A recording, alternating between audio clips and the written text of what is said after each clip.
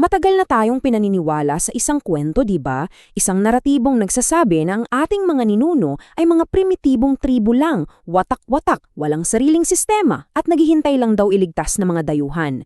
Pero sa pagsusuring ito, tuluyan nating babasagin ang alamat na yan.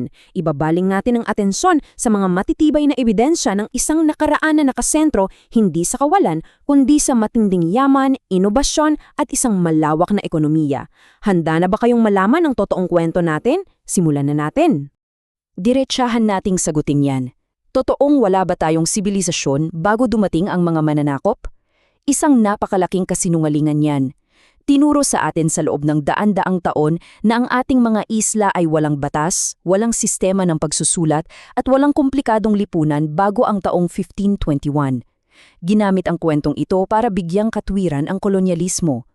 Pero ang katotohanan, bago pa man tumuntong ang mga Kastila sa ating mga dalampasigan, ang Pilipinas ay isa ng napakasiglang sentro ng kalakalan at komersyo.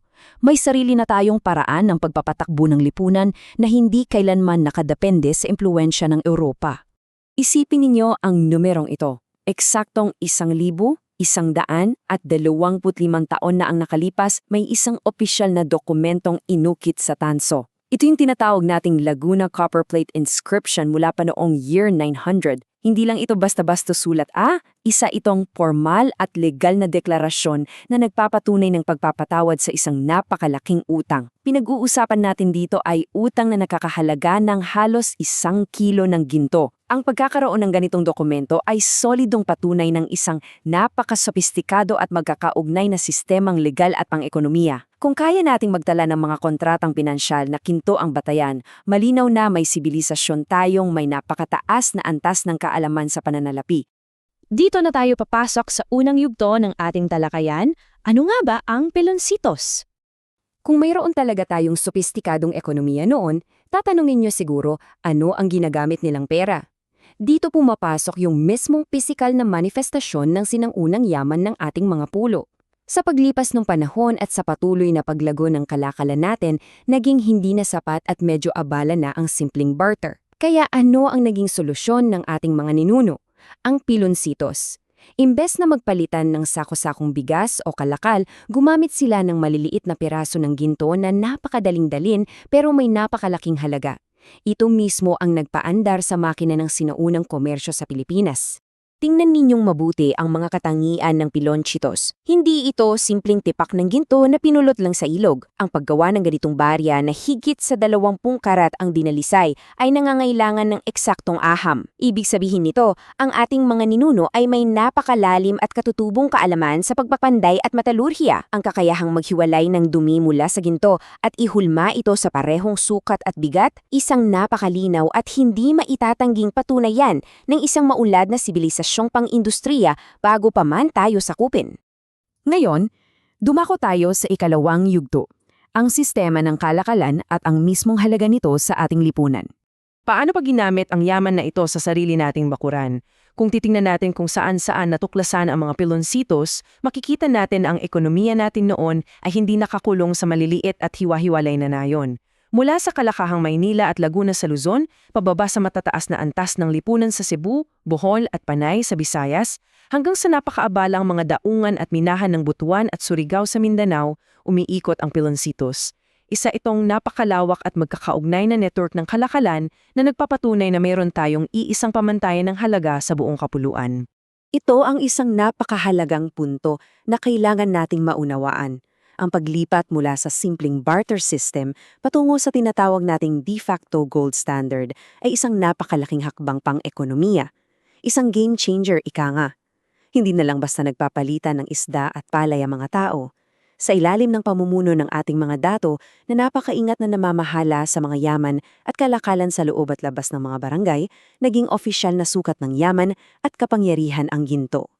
Ito ang naging matibay na gulugod ng ating sinaunang ekonomiya. Alamin naman natin ang ikatlong yugto, ang epekto nito sa kapangyarihang pang-ekonomiya sa buong rehiyon.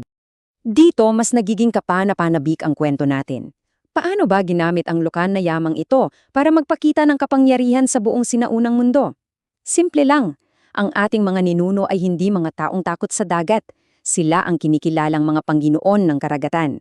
Gamit ang kanilang mga nagilalakihang bangkang balangay, buong tapang nilang tinahak ang Maritime Silk Road. Nakipagkalakalan sila ng ginto, pagkit, at mga perlas sa malalayong lupain tulad ng China, Sumatra, at maging sa Hapon. Tayo ay isa ng napakahalaga at sentrong bahagi ng pandaigdigang supply chain noong paman. Pakinggan ninyo ang napakabigat na obserbasyong ito mula mismo kay Dr. Jose Rizal. Kumpirmasyon ito mula sa ating pambansang bayani na ang mga sinaunang Pilipino, yung tinawag niyang mga lumang Indio, ay may napakataas na kakayahan sa industriya at pagpapanday ng metal. Ang masaklap na katotohanan dito ay ang mga teknolohiya at industriyang ito ay unti-unting pinatay at sinupil sa ilalim ng mga patakaran ng kolonyalismo. Kumbaga, hindi tayo tinayo ng mga dayuhan mula sa wala, tayo ay pinabagal at pinabagsak nila. Tingnan natin ang timeline na ito para makita natin ang buong larawan. Mula pa noong ika-9 na siglo kung saan gamit natin ang diplomasyang wika ng lumang Malay hanggang sa ginintuang panahon ng Piloncitos at gold barter rings kung kailan masigla tayong nakipag-ugnayan sa malalaking imperyo ng Srivijaya at Majapahit. Tayo ay direktang kalahok at minsan ay leader pa nga sa ekonomiya ng rehiyon. Kaya ang pagdating ng mga Europeo noong ika-16 na siglo ay hindi ang simula ng ating sibilisasyon. Sa halip, ito ang naging simula ng pagbagsak ng ating malaya at ginintuang pamilihan. At dito na tayo humahantong sa ating conclusion, isang hamon para sa mga batang sikat. Habang tinatapos natin ang pagsusuring ito, nais kong ibigay ang hamong ito ng direkta sa inyong mga kamay, lalo na sa mga kabataan na nakikinig ngayon. Sa inyo, mga batang sikat, kung mayroon man kayong baon mula rito, ito sana iyon. Ang tunay na pagkakakilan ng Pilipino ay hindi kailanman nakaugat sa pagiging alipin o sa pagpapasalib ng mga dayuhan. Nakaugat ito sa isang pamanang umaapaw sa yaman, sa walang kapantay na kahusayan sa paglalayag at sa matinding katalinuhang pang-ekonomiya. Nasa dugo natin ang pagiging mga negosyante, mga inobador at mga pinuno. Kaya iniiwan ko kayo sa tanong na ito. Isipin ninyo, kung ang isang maliit na piraso ng tanso mula sa Laguna ay sapat na para patunayang mali ang lahat ng itinuro sa atin tungkol sa pagiging primitibo, gaano pa kaya karaming bahagi ng ating kasaysayan ang nakabaon lang sa lupa, naghihintay na muling masilayan ng liwanag. Oras na para muli nating angkinin ang ating tunay na kwento. Patuloy kayong magtanong, magsaliksik at tuklasin ang dakilang nakaraan na siguradong huhubog sa ating kinabukasan.